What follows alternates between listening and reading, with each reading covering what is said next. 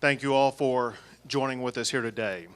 My name is Greg Abbott. I'm the governor of Texas, and I want to let you know Texas grieves for the people of El Paso today. On a day that would have been a normal day for someone to leisurely go shopping, turned into one of the most deadly days in the history of Texas. Lives were taken who should still be with us today.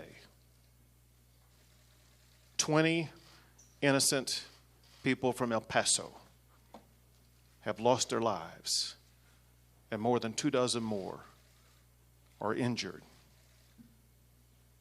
We, as a state, unite in support of these victims and their family members. We want to do all we can to help them, to assist them. We pray that God can be with those who've been harmed in any way and bind up their wounds. We want to express incredible gratitude for all the law enforcement and the swift response that they took to minimize the loss of life by directly confronting the shooter, getting him to disarm himself and be able to arrest him. We could not have done this without the effective law enforcement activities of the El Paso Police Department, by the Texas Rangers, by state, federal, and local law enforcement working collaboratively the way law enforcement does work, making sure that swift justice would be achieved. I want the city of El Paso to know, and the El Paso Police Department and everybody in this entire community know that the state of Texas provides its full support for this community in their efforts to rebuild. For the country that I know has been paying a lot of attention to this, asking what they can do, I ask that you keep El Pasoans in your prayers. We know the power of prayer and the power that you can have by using that prayer. For every mom and dad, for every son and daughter, we ask that you put your arms around your family members tonight and give them a hug and let them know how much you love them. As I was talking with members of the Texas House of Representatives behind me right now, earlier today, moments ago, they pointed out to me as they showed to me what a video taking place in this community about how people in this community were standing in lines around buildings to give blood, to provide water, to provide support. And as they pointed out, El Paso is defined not by the catastrophe that struck this town. The way El Paso is really defined is the way this community comes together and supports each other to bridge the divide of this catastrophe that's happened today toward the pathway of where El Paso will be tomorrow. Texas and everybody in this community, we must do one thing today, one thing tomorrow, and each and every day after this. We must unite. And especially, I want to emphasize the importance of every man and woman, black, brown, white, whatever your race may be. Now is the time for Texans to come together, to support each other, to help these families in need, and to make sure that El Paso is going to be able to take a step forward that it needs to take. I've known for more than 2 decades a man who has a passion for El Paso and the people of this town. And it's your great mayor who will speak next. Thank you, Governor. We appreciate your attendance here under these circumstances. This is a tough time for El Paso, something none of us would have ever imagined. My condolences and prayers go out to all of El Paso, as we mourn those who have been impacted by this tragedy. Adair and I, with the rest of El Paso, will pray for and mourn those who we have lost. We will remember their lives and honor their memories together. Our community will not be defined by this senseless, evil act of violence. We will be defined by the unity and compassion we showed in the wake of this tragedy. United, our community will heal. El Paso is too strong to be broken by a cowardly act like this one. I want to assure the El Paso community that we are safe. We are safe. Thank you to the El Paso Police Department and our law enforcement partners for their swift response and assistance. I will now turn it over to Chief Allen for specifics. Thank you, Mayor.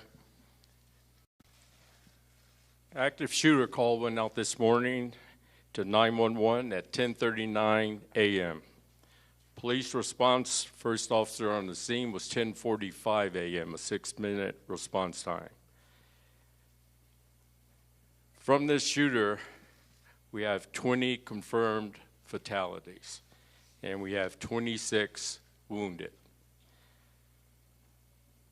The ages and genders of all these people injured and killed are numerous in the age groups. The situation, needless to say, is a horrific one. Crime scene is being assisted by the FBI. Various law enforcement agencies respond to this scene. The Sheriff's Department, DPS, Border Patrol, everyone that carries a badge in this town pretty much showed up to that particular scene. But needless to say, the scene is a horrific one. Unfortunately, because of the nature of the situation, the scene will be in play for a long period. Unfortunately, the deceased will remain at the scene until the scene is processed properly for evidentiary purposes to be gathered for later prosecution. The state of Texas will be the lead agency or entity prosecuting this particular individual. It has a nexus at this point in time to a hate crime. The FBI will be looking into that with the other federal authorities. But right now we're looking at potential capital murder charges for this individual. I'm not going to give you his name right now. He's a 21-year-old white male out of Allen, Texas. And with that, I'm sorry. Turn this over to Chief Augustino, who personally responded as well. Thank you, Chief Allen. I want to highlight what the chief and our mayor was saying. And this incident that happened this morning, it activated the whole system, and the system was successful. From the first calls that came to 911, getting crews on the scene within 6 minutes, we had hundreds of responders, not just from local, but state and federal, as they said. As tragic as it is, luckily we had no first responders injured in today's events. But it does take a toll. I'd ask that the community keep their thoughts and prayers not only with the victims and their families who lost their lives or were injured today, but with their first responders as well. With that, I'm going to turn it over to the FBI Special Agent in charge. Thank you. My name is Emerson Buie, E-M-M-E-R-S-O-N-B-U-I-E. As a member of this community for the last 2 years, words cannot express how I feel right now because this community has embraced me with open arms. And I share the sentiments of everyone at the table as to how we all feel for the families and the victims today. The FBI, as a federal law enforcement agency responsible for a number of jurisdictions, has come in to assist with the other federal agencies as well as state and other local agencies just to provide support in the investigation as this murder investigation continues, as well as look at other aspects of the investigation that could potentially be looked at from a federal standpoint. The investigation is still early on. The primary concern, of course, is the victims, making sure they receive the care and courtesy that they deserve.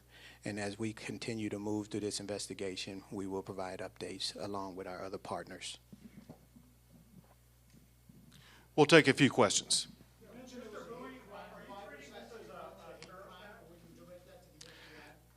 It would be best for the FBI to answer that question. Would you repeat the question?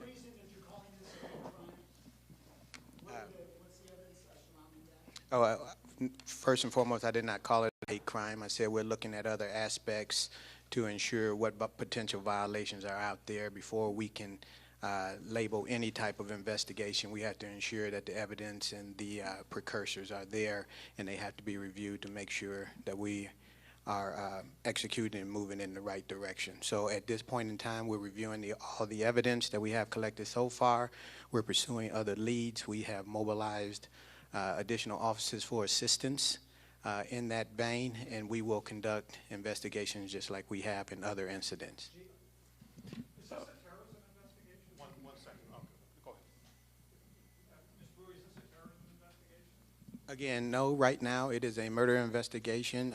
There is potential for a number of different other types of violations, and we're reviewing all the evidence to make a determination as to what potentially else is out there in addition to the violations that have been stated that the local authorities are pursuing. And in that vein, we will assist them in that effort as we work together with state and local and other federal agencies all over the country to do, and we will keep you updated as the investigation proceeds. Right now, we have a manifesto from this individual that indicates to some degree it has a nexus to potential hate crime. I didn't mean to step on the FBI's toes on that, but we are taking this down the road of simply a murder investigation with numerous casualties. And as I said, the state of Texas will be the lead prosecuting agency in this. Chief, what's the hate crime specific? Pardon me, sir?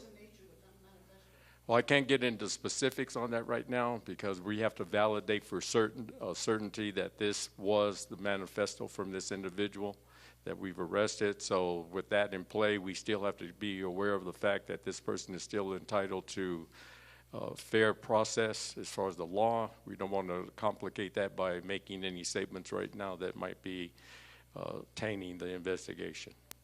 Were there any Mexican citizens who were either injured or a fatality? Would you mind repeating that? Were there any Mexican citizens who were either a fatality or a casualty? We're not able to ascertain that right now simply because hospitals will not release that information to us specifically. Can you confirm the number of locations where the shootings occurred and the types of weapons that were used? Again, those are details that we're going to keep under play right now as far as the investigation goes. We have one weapon that was put on social media. I'm sure you're aware of that, which was a AK-47. We don't know if those pictures released in social media were the actual individual. So right now, again, going back to the fair process for this individual, we don't want to taint the investigation by matter-of-factly saying things right now. Chief, without getting too deep into that, how could this have happened? What is it about this individual or the amount of firepower they have that allowed them to cause this incident? You mind repeating that? I know you can't get into too many specifics, but this one individual and the firepower they had, how is that able to let them hurt this man? The capability of the weapon allowed that, and then his intent. And then the location of where he chose was a Walmart, a supermarket, where people are in large numbers there. So if you're firing randomly at people, you can cause a lot of damage. Would you chalk this up to the tax holiday to a certain extent, the fact that there were so many people inside? Again? The fact that there were so many people inside, would you track it up to the tax holiday? No. Chief, just to be clear, there was only one suspect, there was not another suspect? Again, the initial information coming in was several suspects. That information was put out to the field. We had misleading information going to different locations as far as supermarkets. Costco was one location. Dillard's was another. Everyone was responding to that. Social media somewhat influenced that, but in the final analysis of all this, the suspect was arrested at Sunmount and in Viscount, which is on the west side of the Walmart out there where the initial shooting took place. And was he arrested by El Paso police officers? I'm sorry? He was arrested by El Paso police officers? Yes. And disarmed himself on their command? He surrendered to the approaching officers. And he was still armed at that time? I don't know that matter of factly, but he surrendered to police upon being seen. Multiple weapons or only one? Right now, we only have one. There was a Honda Accord at that scene. Was that his vehicle? And there were police. You're asking for specifics right now. Right now, that's still under investigation. The white man with the manifesto is becoming an increasingly common threat in the United States, it feels like. What can we do to prevent this from happening in the future? That's for a psychologist, the answer. That's something that is definitely, I think, in play, but that's beyond my skill sets. How did the city and some of these commercial zones prepare for, if they did prepare for a situation like this? I only caught the tail end of that, ma'am. Do we train for active shooters? We train for active shooter events all the time. And as I've said to my staff and to the department, we train for this, not expecting it to happen, but nonetheless, we have to prepare for it to happen. And we try to get the community as much as involved as we possibly can to participate in these events so that everyone is under understanding what this potentially might cause. Governor Abbott, what do you plan on doing to ensure that this doesn't happen again in our community? This responding to a situation like this to try to make sure it doesn't happen again is a replication of what we just went through during the last legislative session.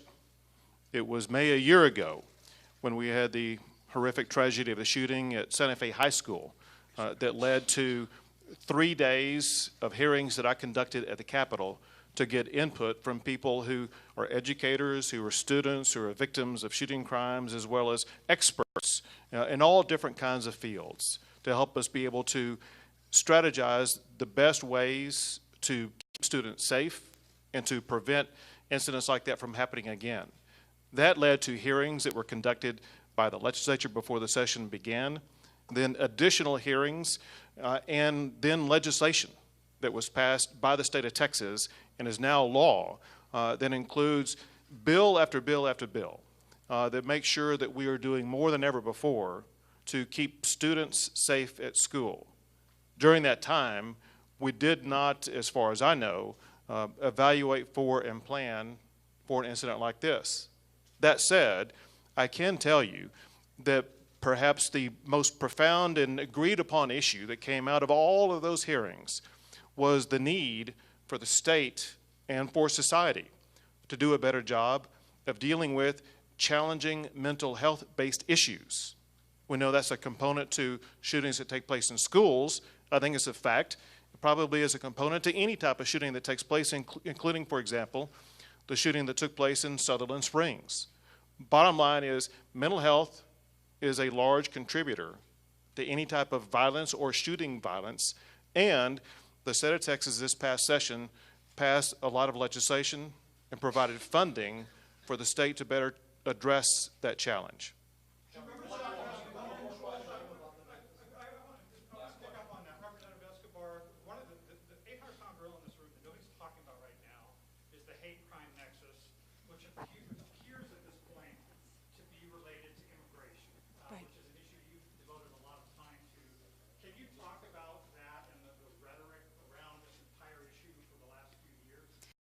So the question about the manifesto and this emerging narrative that we're seeing throughout our country as to domestic terrorism, which is, and obviously I want to say we don't know.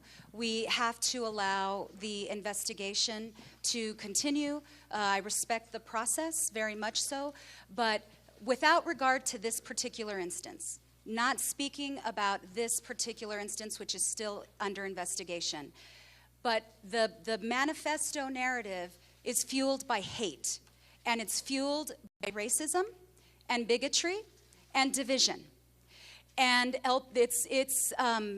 want to say the national media is watching. El Paso has historically been a very safe community. We've been safe for decades. We will continue to be safe. This is someone who came from outside of our community to do us harm. A community that has shown nothing but generosity and kindness to the least among us. Those people arriving at America's front door. And so we'll wait to see what happens with this investigation. Once we have a determination by law enforcement, then I think you will see a lot of us coming together to make some very strong statements. But for now, we will let the investigation continue. Let me just say one thing in closing. To echo what Congressman Escobar said, this person did not come from El Paso. It is not what we are about. We are a special community, and this would not have happened from an El Pasoan, I can assure you. Now, I want to thank the governor and other elected officials who've expressed their support here.